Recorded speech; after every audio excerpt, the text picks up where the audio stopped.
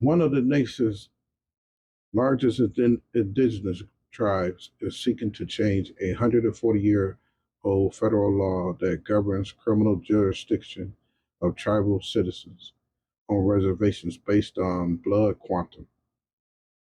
The move by the Cherokee Nation comes as the Oklahoma tribe is welcoming the descendants of formerly enslaved black people, once owned by tribal members, as citizens. Welcoming the descendants of formerly enslaved black people once owned by tribal members as citizens. For me, I say, good job. This is probably a move that's been long overdue. You know, blacks was roaming the earth, and ain't no telling what they was a part of or connected to.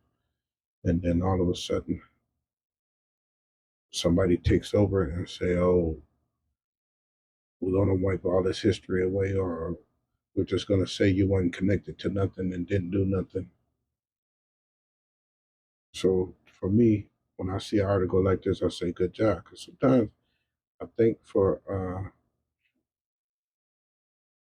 blacks to advance, it's going to mainly be them need to get out there and fix their own culture and learn how to spend their money together and spend their money right the right way also, and make things advance for black people. It's not really going to be uh, other people helping black people, but some things, yes, it could be need to be addressed by other people saying, "Hey, this was wrong, and we're going back to fix this, and we're going to start including them now." Some of that is needed, some things that went on. So, shout out to the Cherokee Nation for trying to fix something that's wrong and include people that was there. These people, if they was enslaved by the Cherokee Nation, then they know the whole culture, the whole dance, the whole history. Because if you're around a group of people, you're gonna pick up on that people's culture, you know. And if they ever free you, most likely you're gonna live there where they live, you know. So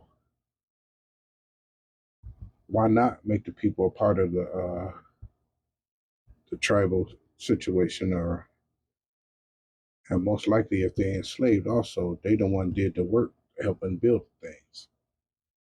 So why not make them a part of whatever the Cherokee Nation get?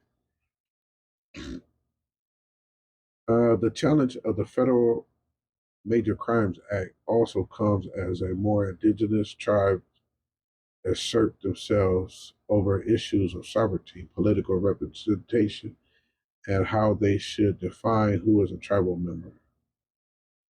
Cherokee Nation Principal Chief Chuck Haston Jr. tells Axios the tribe is asking Congress to revamp the 1885 federal law that focuses on Indian blood, a racial category many tribes now shun. Many tribes now shun categories that focus on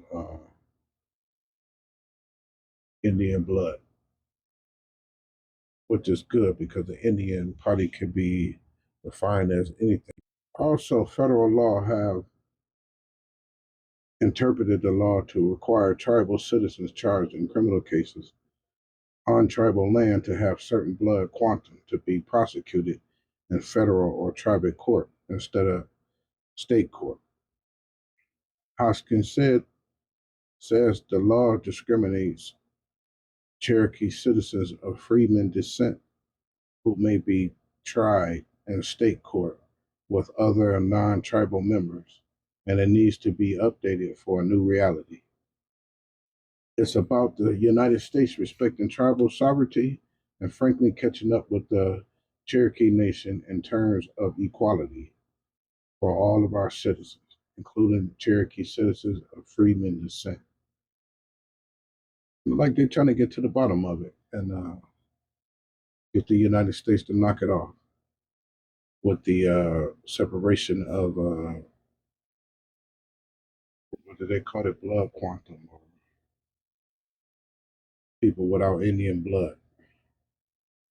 I don't know how do you tell, but I guess they can tell because if all these people roamed the earth together, I'm sure there was some mixing of the families and stuff like that. So I don't know how you can tell who's an Indian, who's not an Indian.